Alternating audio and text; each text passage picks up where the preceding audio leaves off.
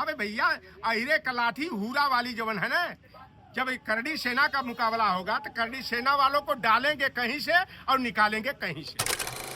मैं योगी आदित्यनाथ जी से पूछना चाहता हूँ, जो त्रावणकोर रियासत थी वहाँ का ब्राह्मण राजा होता था, और त्रावणकोर में जो हमारे शूद्र वर्ण की महिलाएं थी उन्हें स्तन रखने के ढकने के लिए उन्हें स्तन कर देना पड़ता था, यानी ब्रेस्ट टैक्स देना पड़ता था। और टीपू सुल्तान जो है कि हमारी शूद्र वर्ण की महिलाओं के सम्मान की लड़ाई लड़ने का काम किए। स्तन टैक्स लगाने का काम किसी मुसलमान ने, किसी मुगल ने, किसी खिलजी और गजनबी ने नहीं किया था। हिंदू धर्म के जो ठेकेदार बनते हैं उन लोगों ने किया। वीर शिवाजी को आज हिंदू हृदय सम्राट कहा जाता। बड़ा गुणगान भारतीय जनता पार्टी आरएसएस वाले कर रहे हैं। अरे मैं जानना चाहता हूं कि वह गागा भट्ट जो बनारस का एक आंख वाला था, जो वीर शिवाजी का राज्याभिषेक बाएं पैर के अंगूठे से किया, क्या वह कोई मुगल था? क्या बाबर और हुमायूं की औलाद था? क्या आप बताओ कि वीर शिवाजी की मुखबिरी दे करके हत्या कराने का प्रयास कराने वाला और जो भास्कर कुलकर्णी था, क्या वह औरंगजेब की औलाद था? क्या वह मुगल वंशज था? क्या आप ये बताओ कि एक तरफ औरंगजेब को आक्रांता कहा जाता है, लुटेरा कहा जाता है, मूर्ति भंजक कहा जाता है, हिंदू विरोधी कहा जाता है। तो अरे भाई, इतिहास में यह भी तो पढ़ाया जाना चाहिए कि जो बृहद्रथ मौर्य की हत्या धोखे से किया, बृहद्रथ मौर्य का सेनापति पुष्यमित्र शुंग, जो किया करके साकेत को अयोध्या नाम दे करके यहाँ राजधानी बसाया, उसने तो इनाम में घोषित कर दिया कि एक बौद्ध भिक्षु का जो सिर काट करके लाएगा उसे 100 स्वर्ण की मुद्राएं देने का काम करेंगे। तो पुष्यमित्र शुंग की ये बात क्यों नहीं करते? मैं जानना चाहता हूं कि स्त्री शूद्रऊ न ध्यताम की व्यवस्था मनुस्मृति में जो है, क्या उसे किसी मुगल ने लिखा था? क्या आप बताओ कि मंडल कमीशन का विरोध क्या किसी मुसलमान ने किया? गुरु गोविंद सिंह के 2 बेटों को जो है औरंगजेब को सौंपने वाला कौन था? आप बताओ। कश्मीरी ब्राह्मण गंगा दत्त कौल था, गंगू ब्राह्मण था।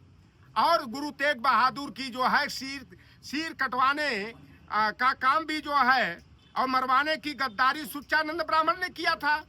ये तमाम गद्दारियों से इनका भरा हुआ इतिहास है। और गुरु गोविंद सिंह की 1 लड़ाई केवल औरंगजेब के खिलाफ हुई थी।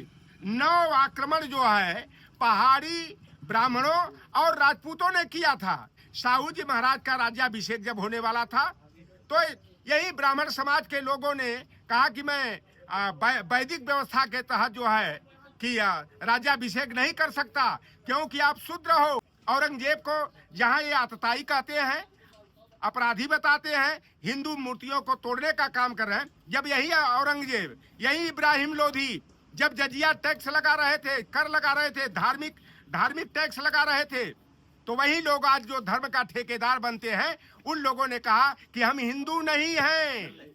जैसे आप बाहर से आए हैं, हम भी बाहर से आए हैं। अंतर इतना है कि आप बाद में आए हो, हम आपसे पहले आए हैं। राणा सांगा का जो मामला, देखो, राणा सांगा का मामला हो, चाहे पृथ्वीराज चौहान का हो, चाहे महाराणा प्रताप का हो, आप बताओ, ये लड़ाई देश के लिए नहीं थी, न तो हिंदुओं के मान सम्मान की लड़ाई थी। यह लड़ाई जमीन और जोरू के लिए थी, केवल अपनी रियासत के लिए थी।